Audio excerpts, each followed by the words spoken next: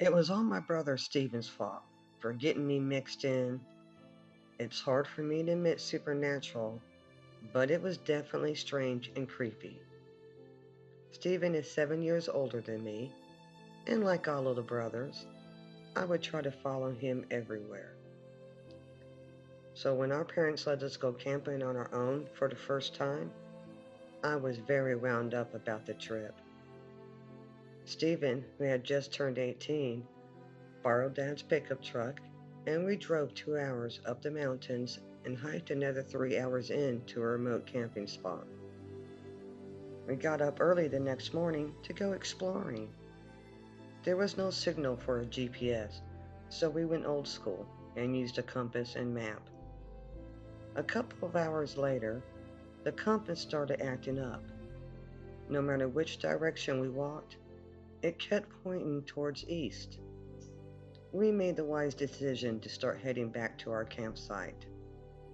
After about an hour of hiking, we came across a field, and imagine our surprise on seeing a house on the other side of it. This was no log cabin. It looked like a farmhouse. It was so out of place. There should be no homes at all. It was all a federal park forest. We slowly made our way to it, and as we got closer, I could see it was really old, to the point of falling apart. It was a simple, two-story square-shaped house made of wood that had once been painted white, but much of it was peeling off now. The first and second floors had wraparound porches. It was no farm. I saw no crops, livestock, barns, nothing. My brother giggled under his breath and muttered, "Uh-oh, I think we took a wrong turn somewhere." A family of four stood on the porch, staring at us, not saying a word. I assumed the adults were the mom and dad, with their two kids, a little girl and boy who looked to be around 10 and 8 years old. They weren't giving us mean looks, more like one of curiosity. They had really deep-set eyes and high cheekbones. All their hair color matched exactly, a light golden brown. I doubt they did any work outside because their skin color was that of white plaster and it looked very smooth. They didn't speak, not one word, as we walked up to the porch. And none of them had shoes on, even though it was very cool outside. It was weird the way they kept staring at us as Stephen pointed to the map asking for directions. I don't think they understood us. The man would slightly smile and cock his head a little bit, but just kept staring at Stephen with the same look. It was like being in a petting zoo, except we were the animals on display. Even though they appeared harmless, I couldn't shake the feeling something was up.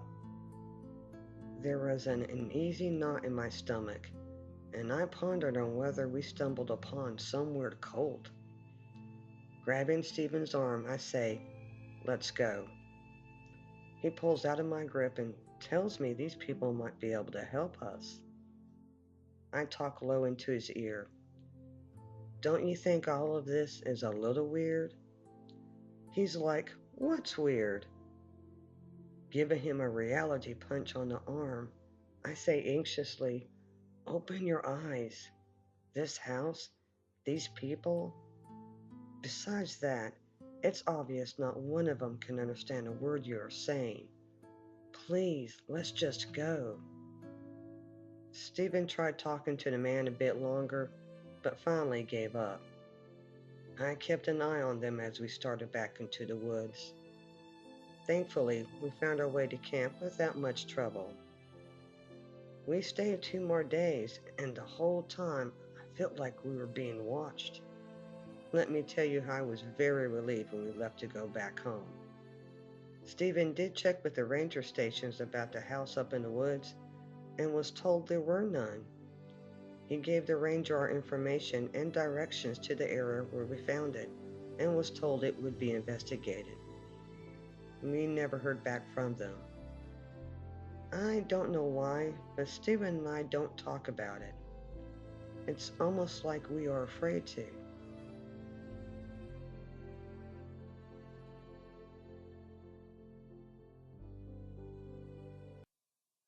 At 17, I was in my room doing homework when there was a knocking on the front door. I heard my mom answer it, and a second later, I hear this gut wrenching scream coming from her. My heart stops beating as I go racing down the stairs to come to her defense. I find her backing up from the door until the wall stopped her. She's slowly shaking her head and whimpering no. So frightened, her hand kept fluttering in front of her mouth, a gesture I had never seen before. I faced the door, ready to pounce on whoever was freaking out my mom. And to my surprise, there stood a short man in his 30s, dressed as if he was going fishing, even had a pole in his hand. He didn't appear threatening at all. I'm lost. I don't understand what she's so afraid of. I glance at my mom, raising my eyebrows in question, but she just keeps pointing to the front door. Turning back to the stranger, I ask him roughly, "May I help you?" The man smiled and asked if Hunter was home. I was speechless. Took me a minute to recover enough to answer him. My dad Hunter passed away 11 years ago. He looked taken aback by the news. With sad eyes, he gave me a quick nod of goodbye and walked to the end of the house, disappearing behind it. Quickly following him, I turned the corner, but he is nowhere to be found, and I checked the whole outside. We lived on 35 acres that were mainly plowed fields. I should have seen him walking away in any direction. Back inside, I find my mom is still in a high state of fear. Leading her into the living room, I fix her a drink and get her calm enough to tell me what the hell is going on. She tells me that was Jack Field, your dad's best friend. I remember my dad talking about him and ask, "Didn't he drown while fishing years back?" My mom starts shaking. 20 years ago. I swear it was him, and he looked as young as the day he died.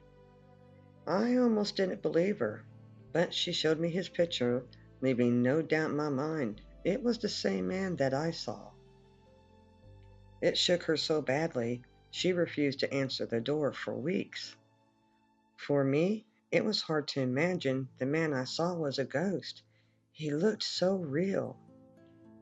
He never came a knocking again.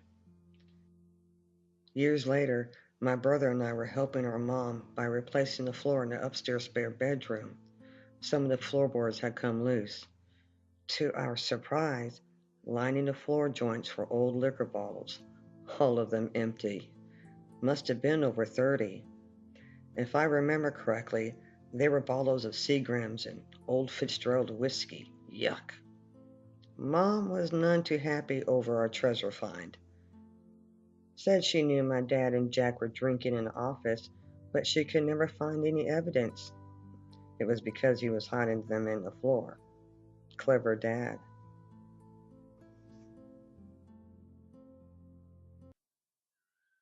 Wish I could say this story wasn't true, but damn, I still can't believe it happened.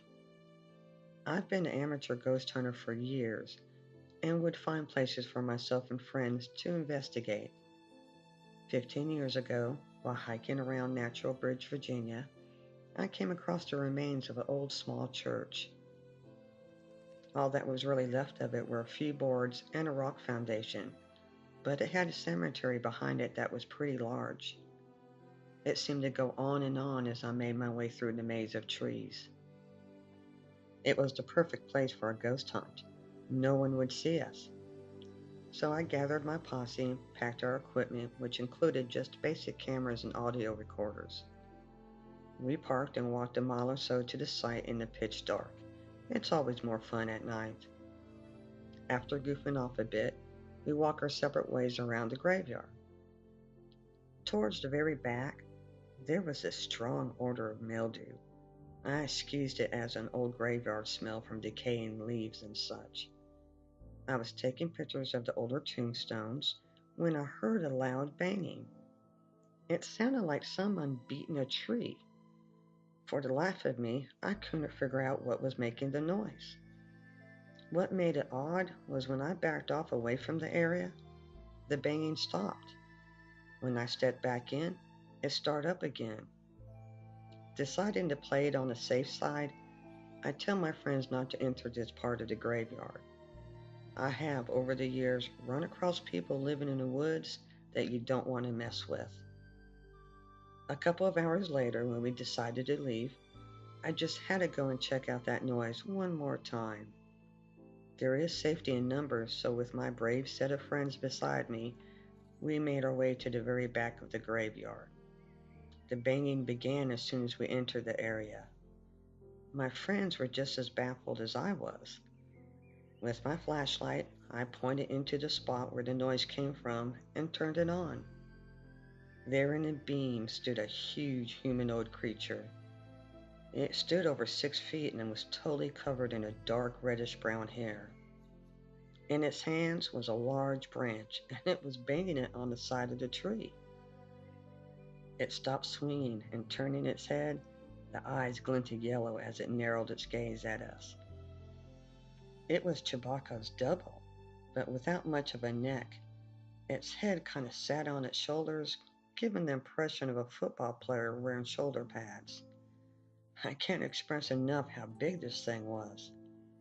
A deep growl emanated from its throat while showing off very large yellow teeth. For something that intimidating looking, I was mildly surprised it had no sharp teeth. They were square like a monkey's.